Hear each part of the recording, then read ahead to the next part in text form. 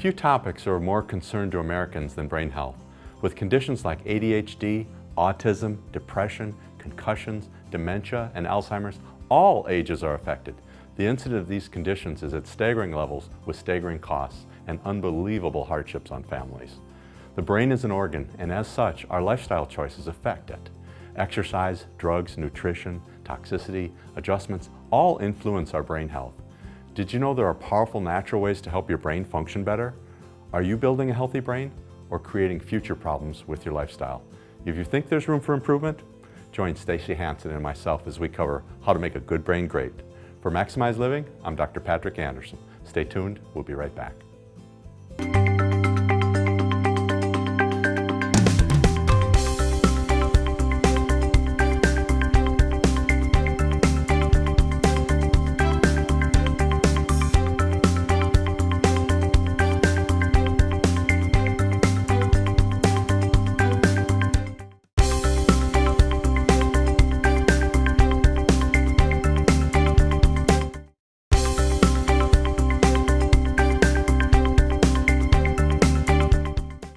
And welcome back to Maximize Living with Dr. Patrick Anderson. We're talking about brain health today. Now, when we think about chiropractors, we generally think about spine health. But are you able to help the brain as well? Really, some of the latest thinking now on health care is that, and nervous system, is that chiropractors are not only about the spine and pain, but we're about brain stimulation. In fact, 90% of the brain stimulation comes from spinal movement. And 90% of the brain's energy output is to hold your posture upright. And that's from Dr. Roger Sperry, who won the Nobel Prize in brain research for that discovery. You know, the brain's quite fascinating. It's only 3 pounds.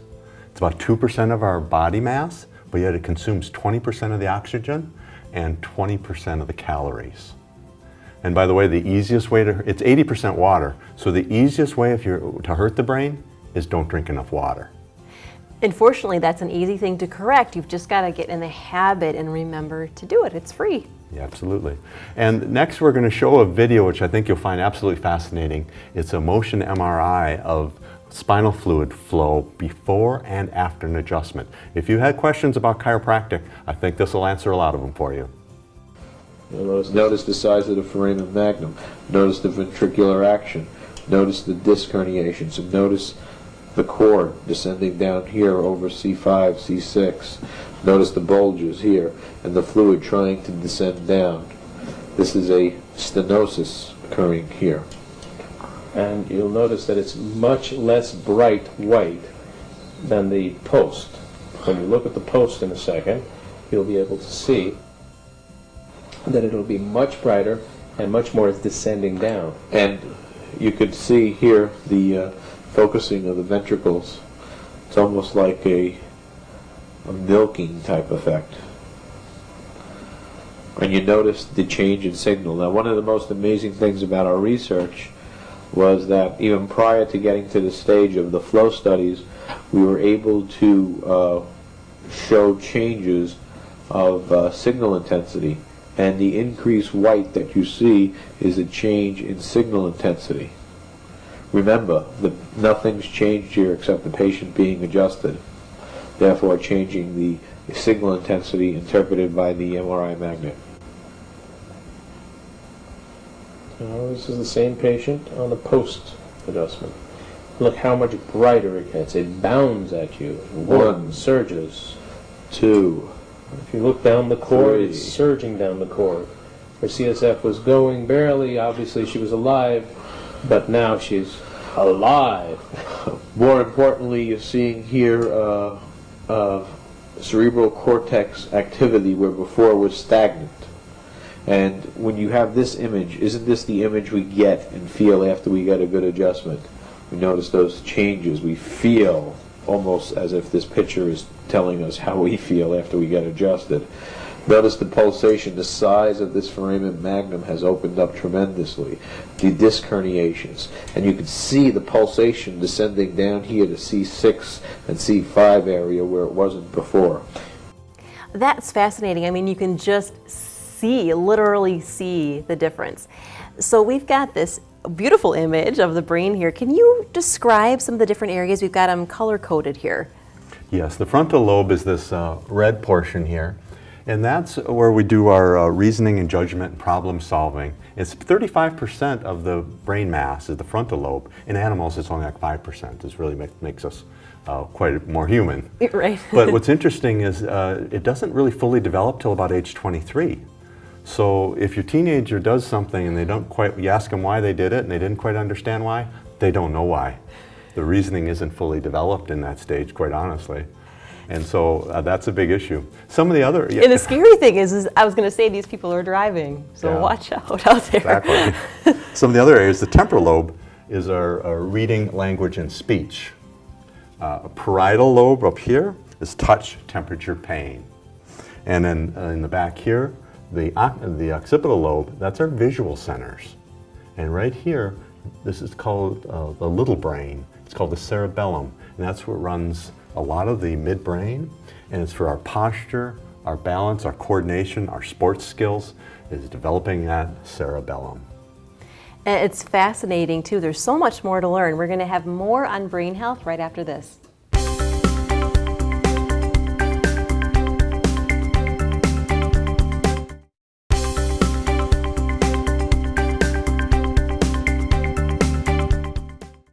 And welcome back to Maximize Living with Dr. Patrick Anderson. We're talking about brain health today.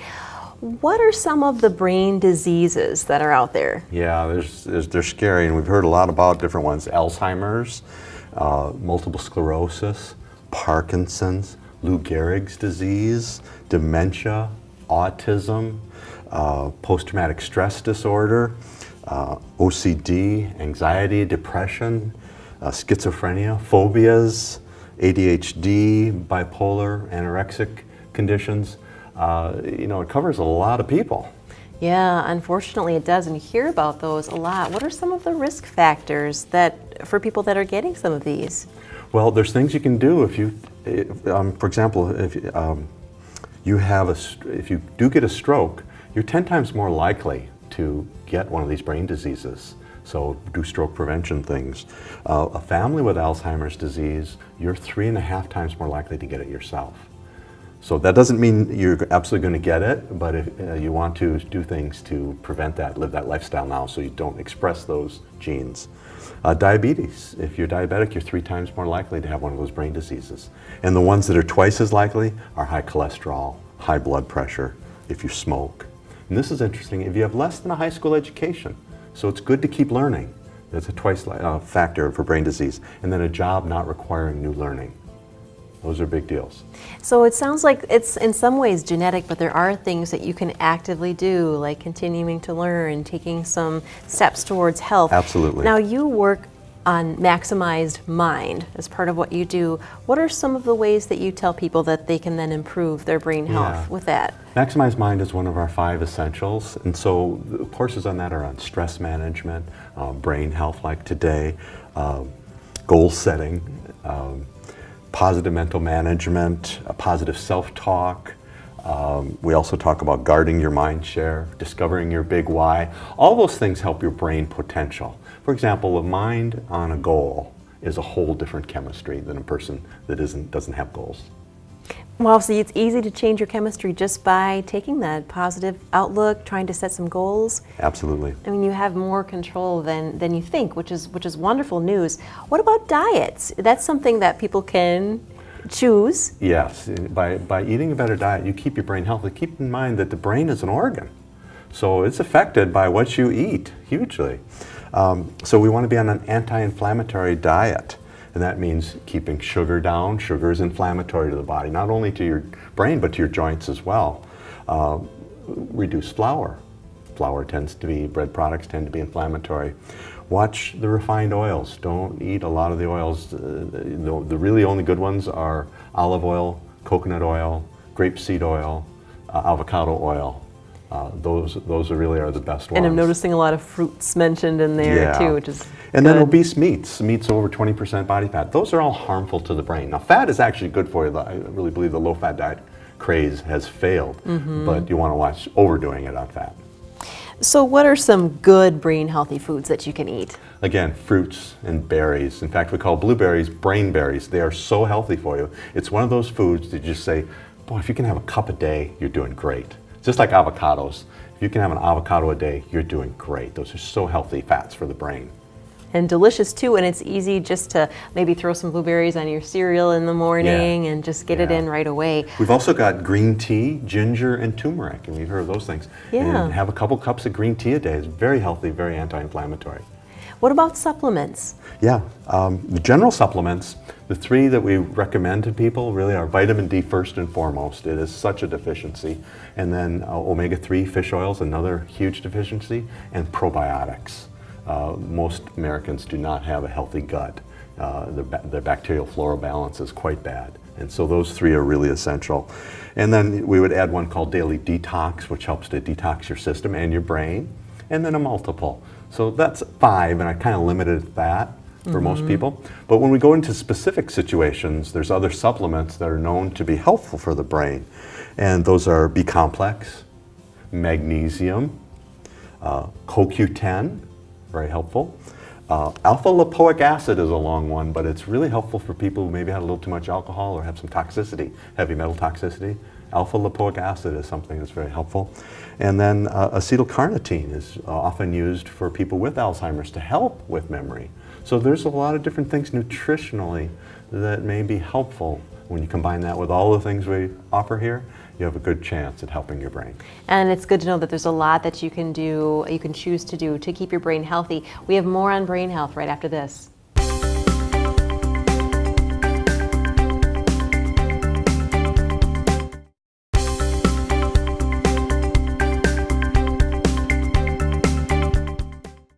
Welcome back to Maximize Living with Dr. Patrick Anderson. We're talking about brain health today. What about toxins? How can that affect your brain? Well, they can store in your brain. Number one, mercury. We're exposed to that in a number of different ways, and that's an important one to keep down because it has an affinity for the brain. It passes the blood-brain barrier and it breaks down the brain. Mercury poisoning. Aluminum, another metal issue. We're exposed to more aluminum than we realize, and that can affect brain health as well. And of course, you've heard about lead in the water. All of that is very damaging to the brain. But some of the other things are sugar, trans fats, artificial sweeteners, processed foods, toxic household cleaners. All those things get absorbed into your body. And then another one is limiting drugs. Drugs are hard on the brain. In fact, in this book here, Psychiatric Drug Withdrawal, fascinating book. This is by Dr. Peter Breggin, and it's really a treatise on brain health. He goes through all the different medications for brain health, and one of the things he says in here that I found fascinating, he says all psychotropic medications cause chronic brain injury. So this is why we want to do everything we can to keep our brain healthy and as naturally as we can. So how can we then detox our bodies and our brains, because we've all been exposed to these things? Yeah, and it's a scary thought. Yeah. And so, well, some of the simplest ways to drink more water. Water is a wonderful way to flush. Have more fiber. We all get about 5 grams of fiber a day. We need about 15, and that will help pull toxins out of your body. Sweat more. Infrared saunas, by the way, are great. So that helps. Fasting will detox your body.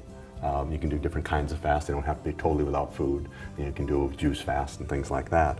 Again, we mentioned that alpha-lipoic acid is very good at detoxifying brain and liver. And we have a supplement we call the Daily Detox, which helps boost glutathione in the brain, which is very powerful to detox the body and the brain. So what about, we talked a little bit about before, learning something new, how that can help your brain. Does it help when it comes to toxins as well? Well, it helps your brain health. It wouldn't directly deal with toxins, but learning something new stimulates your brain. So I like what Tony Robbins said, CANI, constant and never-ending improvement. Because really, we're never sitting still. We're either in learning and growing, or we're dulling down. So always learning something new is good. So further education, new hobbies, do something completely different has been very good to help keep an aging brain young. Do something completely different. Something you always maybe wanted to do but never took the time, and it stimulates your brain in many ways. Music is very helpful for the brain. Learn a new instrument, but here's one that helps it helps your brain get healthier. Have smarter friends.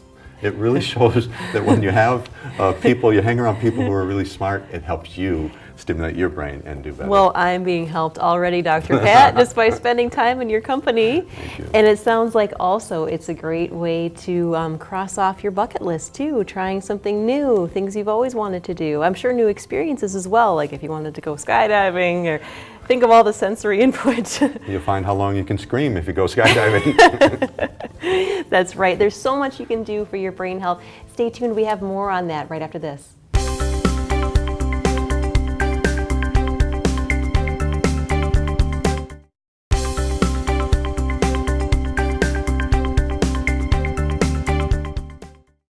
Welcome back to Maximize Living with Dr. Patrick Anderson. We're talking about brain health.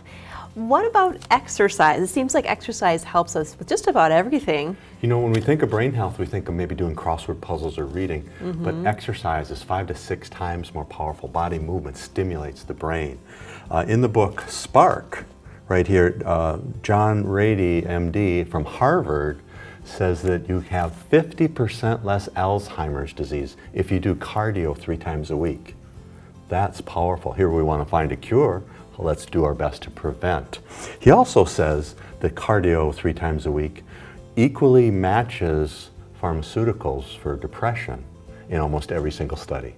That exercise equals or outperforms antidepressants. Wow. So brain health comes naturally if you do these things right. And what's also interesting with exercise is our group Maximize Living has put out a video called Max T3. This is there are 12 12-minute workouts in here. Now, the good news is they're short. Yeah, The 12 bad news minutes. is they're hard. You go to failure. Failure is the best way to exercise. So obviously you want to do exercises, you aren't going to get hurt when you're failing. Right. You just can't perform another push-up, for example. And when you work out like that, it's the best for your bone density, your cardiovascular health, your fat burning, and your brain. There's actually a hormone release called BDNF, brain-derived neurotrophic factor. And this is important because when you boost your BDNF, you actually cause stem cells to turn into brain cells at a higher rate, and you cause your brain to synapse faster. So for 4 or 5 hours afterwards, you learn faster. How's that for a tip for students that are studying? Yeah. Get some exercise, your brain will learn faster. Exercise is so powerful, and now it can make you smarter. So what are some exercises we can do then for brain Well, health? one we got right here is balance.